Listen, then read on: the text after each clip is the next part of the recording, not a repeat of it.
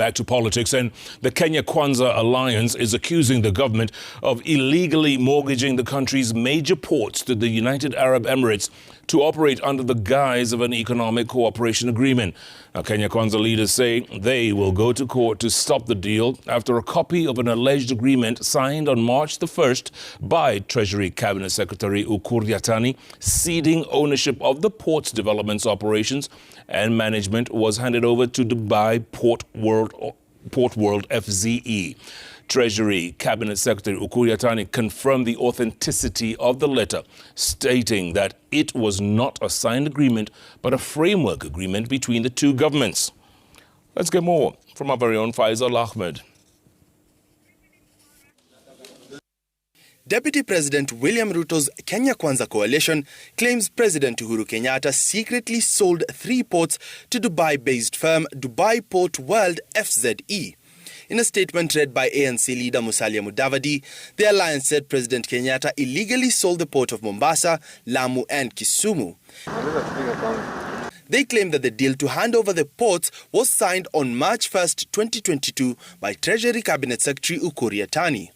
Kenyans want to know the details of the contract and whether it adheres to procedures for the identification, selection, feasibility study, pre-tender approval, tendering, negotiation, post-tender approval, monitoring, and evaluation of the projects as provided under the Public-Private Partnership Act.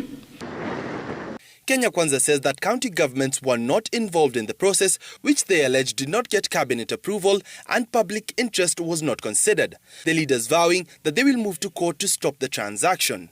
We as Kenya-Kwanza have enough lawyers in our closet to go to court and demand this information, and we will do so.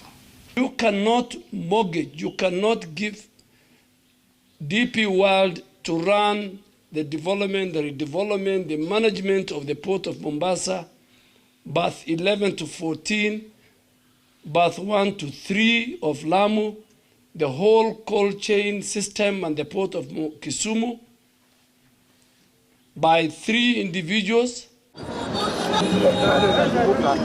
Kenya-Kwanza leaders added that in the deal, the Dubai-based company will oversee the redevelopment of berths 11 to 14 and special economic zones of the Mombasa port, equipping and operating container terminals at the port of Lamu, and development of a special economic zone next to the port of Lamu. Speaking to Citizen TV, Treasury Cabinet Secretary Yatani confirmed that the letter was real, however said that the Kenya-Kwanza leaders misrepresented the facts. Yatani stated that the government is attracting investors into the country and by that is not losing any of its assets or benefits, more revenue and employment opportunities for its citizens. Yatani further stated that the government has identified various areas of collaboration with the UAE government, which includes ports, railway transport and special economic zones in the country. He further stated that the government will not use any money in the project but will benefit from the revenues earned and taxes generated.